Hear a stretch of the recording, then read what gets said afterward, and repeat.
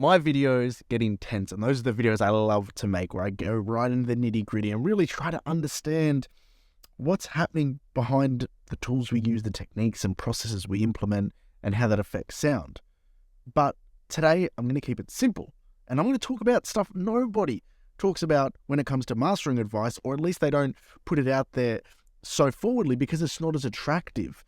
However, this is the advice that is going to help you instantly get better masters. It's the advice that we should all be following. Some of us know it, some of us don't. Some of us don't speak about it enough. But I'm going to promise you, you won't regret watching this video, because we're going to cover some things which anybody can do straight away to help their masters sound better. But before I do that, remember, smash the like button, subscribe, and join the newsletter in the link below. So the first thing is you're going to set up your mastering session. And when you set it up, what sample rate do you work at? This gets argued so often, but my answer is pretty straight to the point. Work at the sample rate the mix comes in at. Now, some people might be absolutely thrown into the back of their chairs by that, because they absolutely believe you need to master at 88.2 because it folds back down to 44.1 better, or 96 kilohertz. However, here's the reality. Every time you up or down sample rate converters introduce low pass filters. Now, on a single instance of doing that, you're not going to hear a change in audio fidelity at all. However, do it enough times and you will. And you might just be thinking, yeah, but I'm just changing it at the start. You're not going to hear it. It's not going to affect it. But here's the reality. You do a sample rate conversion to go from 44.1 to 96, and then you start your session. And then you have processes that have oversampling, so it upsamples and downsamples the signal. And then you need to export it to 44.1 for a distributor.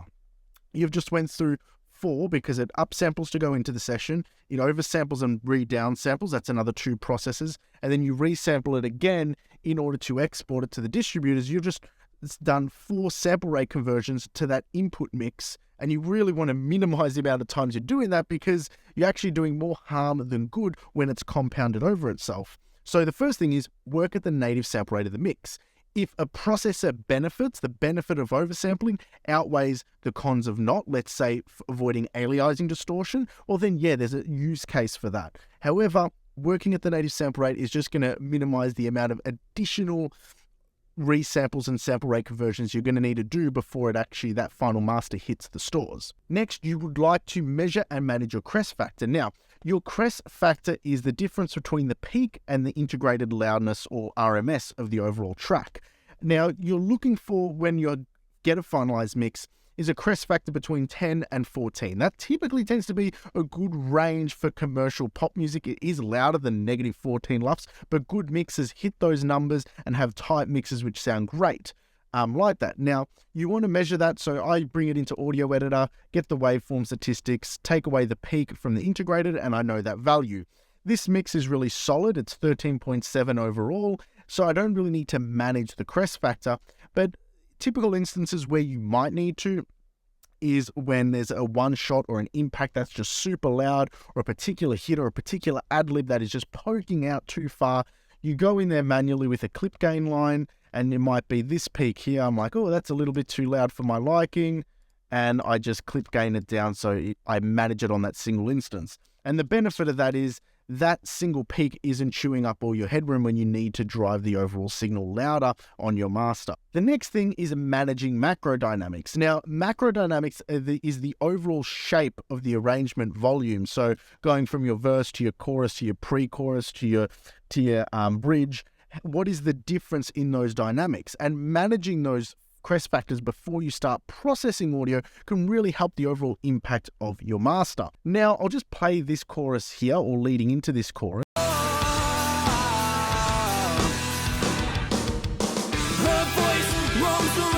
That snare feel is really loud and actually makes the chorus hit and feel a little bit weak underneath it.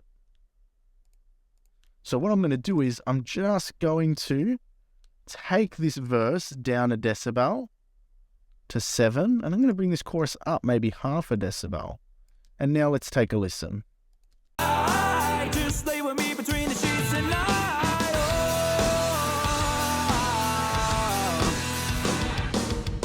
Her voice roams around my blood. That's something you would have seen done before, but it's something you should be doing up front before you start mastering, so all your passages flow from one to the next with the right lift that you're after. There can be some instances where you're doing the opposite. You're not trying to emphasize, you're actually trying to control it a little bit more because the variance is so much, but you need to manage your macro dynamics. The next thing to do is when you're dialing any dynamic compression, especially broadband compression or single band compression that covers the whole frequency spectrum, is to monitor your deltas. And your delta signal is basically the difference of what that compressor is doing to the audio signal. The reason why you want to listen to this is because you're going to hear what the compressor is taking away from the mix or attenuating from the mix. And what I like to key in on is the actual tone of what's changing. Is it taking away a lot of the brightness? Is it taking away a lot of the weight? Is it taking a lot of the mid-range? My aim is to always go for something that is balanced, that's taking it away, unless I purposely want to dull the mix or purposely clamp down a little bit from the low end. Take a listen to these 3 delta signals with 3 different compression settings. One has a much faster release than the others, one has a much more slower release, and just take a listen to how it changes the overall tone. Her voice roams around like blood runs through my veins. That kiss left me with a strong familiar taste. Walking this tightrope while my mind just slips away. She should have stayed. Now, that first comp clamps down a little bit more on the low end. The second one is a little bit more a little bit more snappy. It's taking away a little bit more of the transients and the brightness. And this third one, I've done something purposely, which I'll talk about later in the video, feels a little bit more neutral. Now let's get rid of these delta signals and actually listen to the whole signal played back, and I've level matched them each to one another. Her voice roams around like blood runs through my veins. That kiss left me with a strong familiar taste. Walking this tightrope while my mind just slips away. She should have stayed. Her voice roams. And you can really hear that between the C and the B. They're a bit more fuller because they're taking away, the C's taking away more neutrally and the B's taking away a bit more top end. Whereas the A, the low end just gets completely lost from the signal.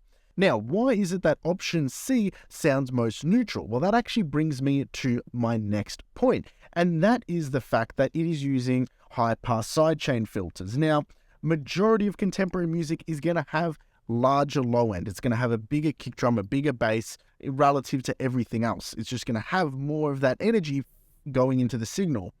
Use high-pass sidechain filters when you're mastering.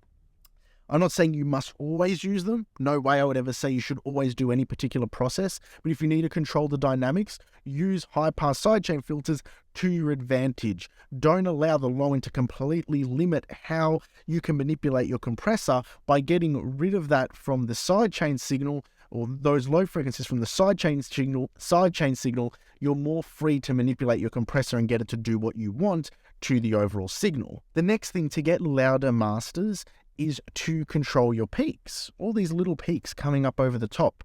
And you might be asking, well, we'll use a limiter.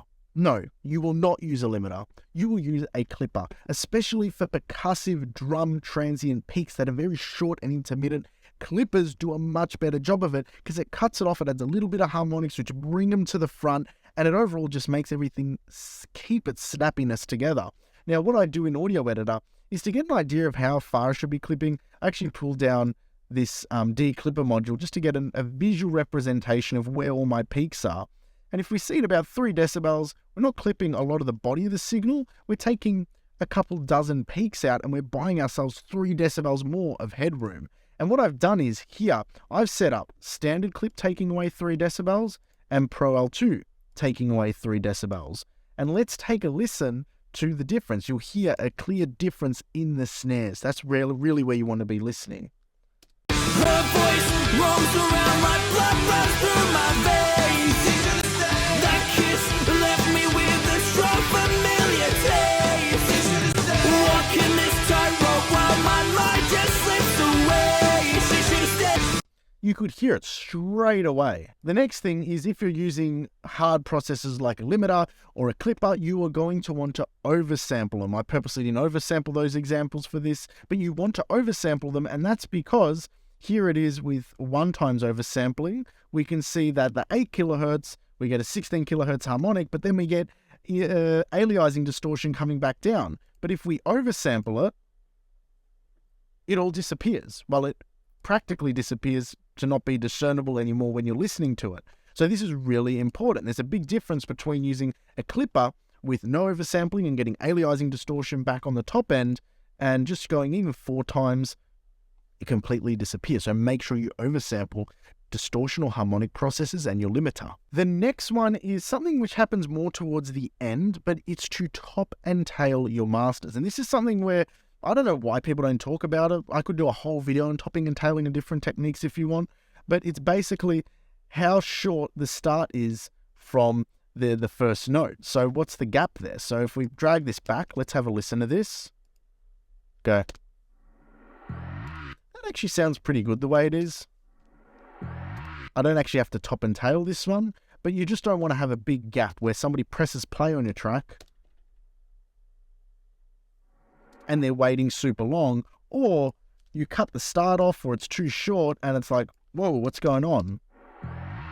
You really want to have a good neutral gap. That's already done in the mix for me, which is good, but it's always something you should be conscious of. Final thing regarding mastering, I feel people don't talk about on YouTube because it sort of beats their ego, is that as mastering engineers, we cannot fix everything, and sometimes you can request remixes or alternate mixes. Now here, I actually asked the mixing engineer, hey, do you mind providing me an alternate mix with the sub and the kick a little bit bigger just to help support the energy of the track? And this really did help. So far, we've been listening to the V2 mix, but when I actually mastered this song, I worked from the V3 mix, and we'll just have a listen here. You'll hear the low end and the kick just beef up, and it helps the track. It was just one single note I had to send to the mixing engineer, and it helped me in my job because as a mastering engineer, that allows me to start from a better point and develop a better sound on the final master. Her voice rolls around like blood runs through my veins. That kiss left my lips with a strong, familiar taste.